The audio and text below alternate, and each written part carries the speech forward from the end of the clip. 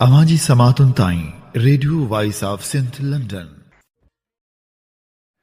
हाण जॾहिं हालतूं हथ वस मां निकिरी वियूं आहिनि तॾहिं ईअं महसूसु थी रहियो आहे त बलूचिस्तान मुसाफ़िरनि लाइ नोको एरिया बणिजी वियो आहे।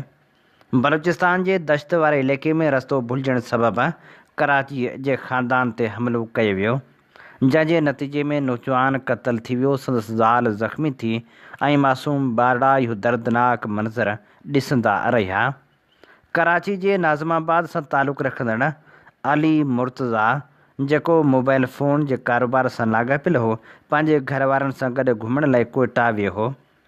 वापसी दौरान मुबैना तौरु गूगल मैप जी रहनुमाई ते रस्तो भुलिजी दश्त जे इलाइक़े खंड पहुची वियो, जिते नामालूम हथियारबंद माण्हुनि संदन गाॾी ते अंधाधुंध फायरिंग करे ॾिनी। फायरिंग जे नतीजे में अली मुर्तज़ा मौक़े ते शहीद थी वियो, जॾहिं त संदसि घरवारी सख़्तु ज़ख़्मी थी पई। गाॾी में मौजूदु ॿिन्ही निंढड़ियुनि नियाणियुनि खे ख़ुशकिस्मती सां को बि नुक़सानु न पहुतो। हिन समूरे वाक़े ते नामियारो शाइर महर डिबाई लिखे थो। सोशल मीडिया ते ही तस्वीर ॾिसिजे पई। कराची जो हिकु जोड़ो जेको ॿिनि ॿारनि सां बलूचिस्तान घुमणु वञे थो ऐं रस्तो भुलिजी वञे थो। रस्तो भुलिजण वारी ग़लती संदन ज़िंदगी तबाह करे छॾे थी। ख़बर नाहे त हक़ीक़तूं कहिड़ियूं आहिनि, पर सोशल मीडिया ॿुधाए पियो त नामालूम माण्हुनि संदन मथां सिधी फायरिंग कई ऐं वञी ॿिनि नियाणियुनि जे साम्हूं संदन पीउ खे क़तल कयो वियो।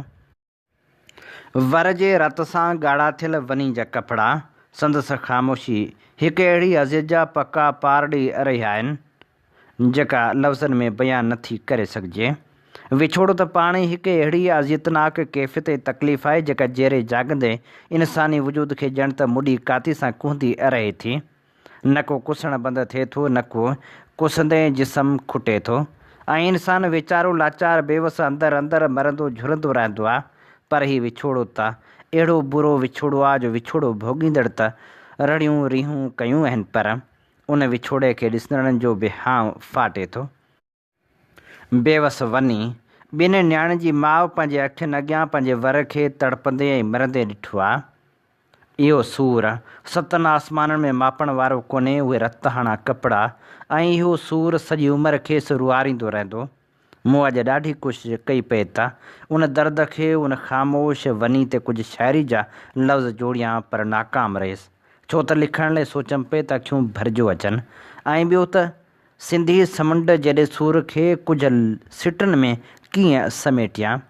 हीउ कराची जो ख़ूबसूरत जोड़ो बलूचिस्तान में महिमान थी वियो हो, ॼण त बलोचनि वटि साम हो। ग़ैरतमंद क़ौमूं महिमाननि तोड़े सामनि जी इज़त ऐं हिफ़ाज़त कंदियूं आहिनि। उन करे बलोचनि जी ज़िमेवारी आहे त उन नाहक खून खे सिधो कनि, जिन ही कहर कयो आहे उन्हनि खे पधिरो कनि, छो त आम तासर इहो आहे या जोड़ियो पियो वञे त इहो वहशतनाक ऐं दरंदगी वारो अमल बलोच आज़ादी पसंदि क़ौमप्रस्तनि कयो आहे। सिंध जा माण्हू बलूचनि सां हमदर्दी रखनि था, संदनि तकलीफ़ुनि ते तकलीफ़ महसूसु कनि था। असां अञा पाण खे यकीन ॾियारण जी कोशिशि कयूं पिया त इहो अमल बलूचिस्तान जे बलोचनि कयो आहे, छो त महिमाननि खे मारण वारो अमल सिंध तोड़े बलूचिस्तान जे ग़ैरतमंदनि जो थी नथो सघे। प्यासी नज़र चांडियो लिखे थो। कराची में रहंदड़ हिकु ख़ानदान जॾहिं बलूचिस्तान जे इलाइक़े दश्त में रस्तो भुलिजी वियो, तॾहिं कंहिं सोचियो बि न हूंदो त संदन सफ़र अहिड़े दर्दनाक सान्हे में तब्दील थी वेंदो। नामालूम हथियारबंदनि ॿिनि मासूम नियाणियुनि जे अखियुनि अॻियां संदन पीउ खे गोलियूं हणी क़तल करे छॾियो। हिक पल में हिकु औरत जो सहारो खसिजी वियो ऐं ॿ नियाणियूं हमेशह लाइ पीउ जी मोहबत ऐं शफ़क़त खां महरूम थी वियूं। आख़िर उन्हनि मासूम ॿारनि जो कहिड़ो ॾोह हो, उन्हनि जो कहिड़ो कसूर हो जेके पंहिंजे पीउ जे लाश खे पंहिंजे अखियुनि सां ॾिसण ते मजबूर थियूं। जेकॾहिं कंहिंजो इख़्तिलाफ़ रियासत सां आहे त उनजी सज़ा बेगुनाह मुसाफ़िरनि खे छो ॾिनी वञे। कंहिं बि मक़सदु नारे या जदोजहद जे नाले ते बेगुनाह इंसान जो खून वहाइणु न बहादुरी आहे, न आज़ादी ऐं न ई इंसानियत। गोली रुॻो हिकु इंसान खे नथी मारे, पर हिकु पूरो ख़ानदान उजाड़े छॾे थी, ॿारनि खां संदन मुस्तक़बिल खसे थी ऐं समाज में नफ़रत जा नवां ज़ख़्म छॾे वञे थी। बेगुनाह इंसाननि जो क़त्ल हर हाल में ज़ुल्म आहे ऐं ज़ुल्म खे कंहिं बि नाले सां जाइज़ नथो बणाए सघिजे। सिंध जो क़ौमी आवाज़ Voice of Sindh London web radio ऐं टीवी चैनल जेको गुज़िरियल 13 सालनि खां सिंध सां थींदड़ ज़्यादतियुनि नाइंसाफ़ियुनि ख़िलाफ़ सगारो आवाज़ बणिजी दुनिया जी कुंड कुड़िछ में पहुचे थो। सिंध तोड़े दुनिया जे मुल्कनि में सिंधियुनि सां थींदड़ ज़ुल्म ऐं जबर ख़िलाफ़ उथंदड़ आवाज़ खे बेबाकी सां नशर करे थो। वॉइस ऑफ सिंध लंडन कारोबारी न पर क़ौमी जदोजहद जो अहम मोर्चो आहे जंहिंखे अवां जे माली सहकार जी सख़्तु ज़रूरत आहे। उन आवाज़ खे घर घर ऐं शहर शहर पहुचाइण लाइ पंहिंजो क़ौमी फ़र्ज़ु अदा कयो।